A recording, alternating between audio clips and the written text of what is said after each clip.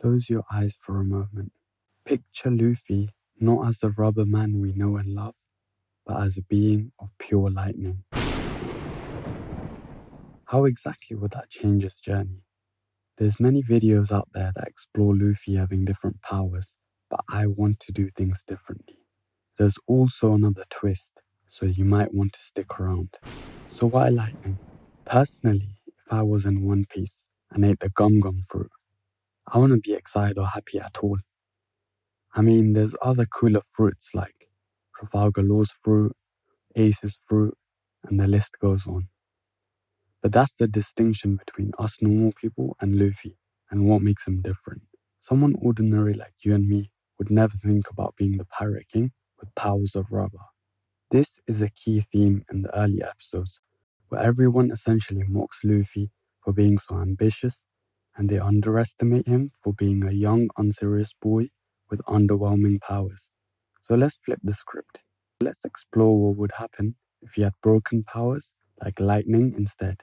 Does power really shape identity? How would his relationships be affected? His dreams, the crew dynamic, his personality? Today we're not just swapping powers. We're reimagining Skypiea as if the story itself was rewritten. The Straw Hats are awestruck by the beauty of Skypiea, but quickly notice something strange. Nami's logpost malfunctions, leaving the crew confused and bewildered. What could have done this? Nami exclaims. Silence dominates this mysterious place, giving birth to a sense of eeriness, which arises by the passing second. That wasn't the only source of apprehension. Luffy's lightning powers aren't just a flashy upgrade. They're a reflection of who he is, a storm that can't be contained. But with great power comes great responsibility and devastating consequences. Imagine this. Luffy's first moments on Skypiea are no longer about wonder or joy. The moment he stepped foot on the island, his presence feels different. The air crackles around him. The people of Skypiea don't see him as a pirate. They see him as a god. But not everyone is comfortable with this new Luffy. Nami watches as he accidentally scorches the deck of the Merry during a moment of excitement. Usopp flinches whenever sparks fly too close to his gadgets. Even Zoro, usually unshakable, starts to wonder if Luffy's power might be too much for one man to handle. And yet, they follow him into Skypiea, into the unknown. Lightning is destructive yet awe-inspiring. It symbolizes both freedom and chaos. How does this amplify Luffy's personality, or would it subdue it? Would he feel more godlike, or would the weight of such power humble him? The crew encounters locals who explain that Enel, now ruling as a self-proclaimed god, has transformed Skypiea into his playground. Seeing Luffy as another god, the locals are desperate to avoid conflict and advise the crew to leave. The fear, almost as if written on their faces, is more than apparent. Some plead war is not worth the risk of countless lives of innocent citizens. Others fear, but for different reasons, worrying about even greater oppression and torture if this new supposed god joined forces with Enel. One thing was certain, Luffy and his fellow comrades were not welcome. The Straw Hats come across Konis, Pagaya, and the White Greys. Everything unfolds the same way as a normal story, except not really. Now I know what you've been wondering. If Luffy has lightning and two people can't share the same power, how is Enel still a god?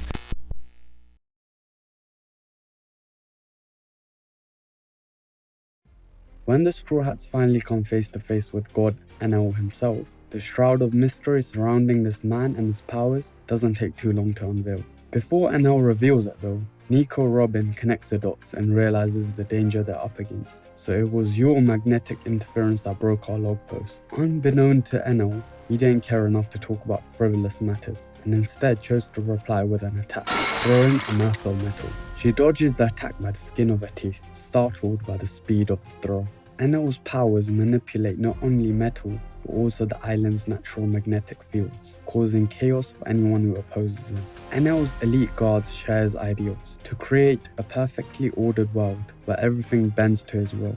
eventually ruling over all the Sky Islands. Meanwhile, the rest of the Straw Hat Pirates are occupied fighting the priests. Luffy steps up, mocking Enel to fight him instead of throwing a bunch of scraps onto his friend. Nico Robin is taken aback, but is happy to be considered a friend, even though she's only spent a short period of time with Luffy and co. And with that, the showdown finally commences.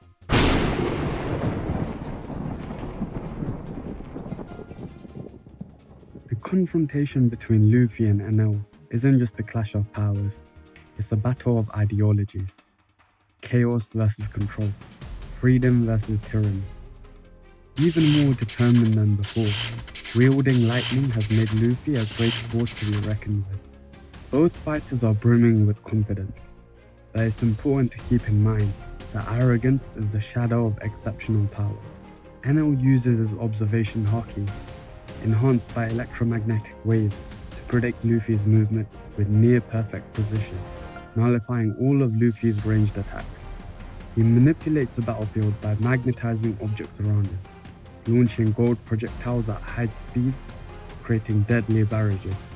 He then traps Luffy in magnetic fields, immobilizing and rendering him vulnerable to attacks. Luffy isn't a brawler in this alternate reality. Although his battle IQ is much higher, as we all know, you can't completely control the force of nature. Luffy is overwhelmed. This battle was not close.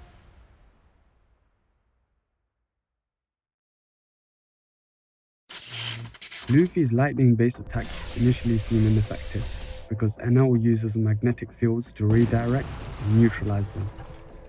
Enel mocks Luffy, claiming that lightning is no match for his divine control over metal.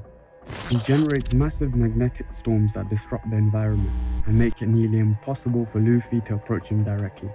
After being defeated, Luffy is forced to retreat and regroup with his crew. He realizes that brute force alone won't work against Enel's precise control over the battlefield. This sets up a classic One Piece moment where Luffy must adapt and find creative ways to overcome an overwhelming opponent.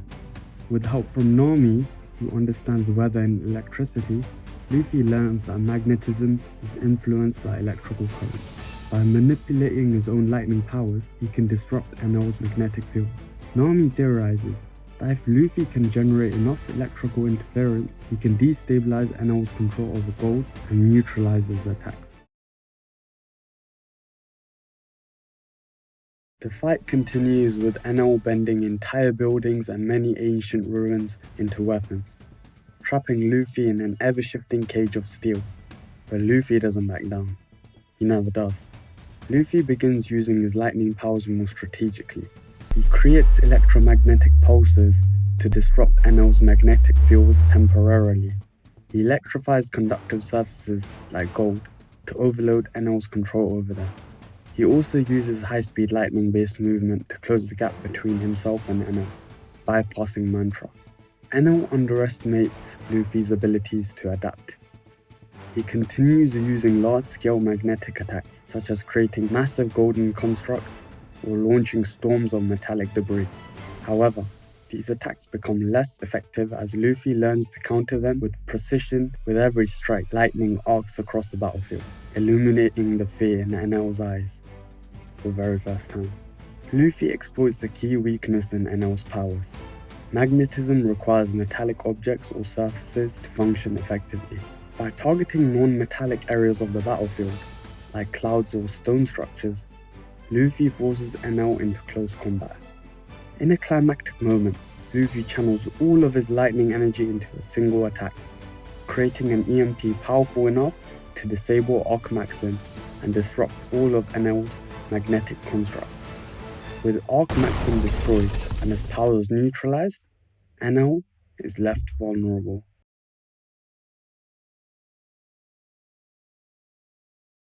But then something happens that no one expects. In his desperation to win, Luffy loses control of his powers. A stray bolt of lightning with a lethal voltage strikes too close to his crew, too close to Nami, and for a split second, he hesitates. What if that hit her? What if he was responsible for hurting his own friends, or even worse, killing them? That hesitation costs him dearly, as Enel takes advantage. He manipulates the iron in Luffy's blood, preventing oxygen to be carried throughout his body. The air was dense, and the tension could be cut with a knife. Luffy drops on his knees as he becomes increasingly tired, breathless and weak. For the first time in this reimagined story, we see doubt in Luffy's eyes.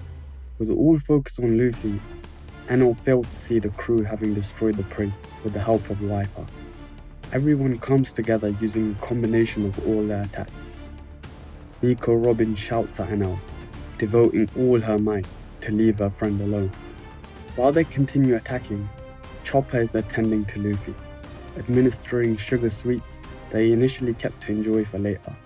This time it wasn't Luffy who defeated the final boss, like he always does in every arc, but his crew, who rescued him and put down Enel for good. Despite having such immense power, it was his friends that ultimately saved him, and thus the value of true friendship was underlined in this pivotal moment. With the golden bell announcing the Straw Hat's victory, it was time to return back to the land, after discovering the poneglyphs and the rest of the mysteries of Skypiea. However, with lots of change in events, the story is far from over. What do you think? How would lightning powers change Luffy? And what other arcs could we reimagine together? Thanks for watching, and I'll catch you later.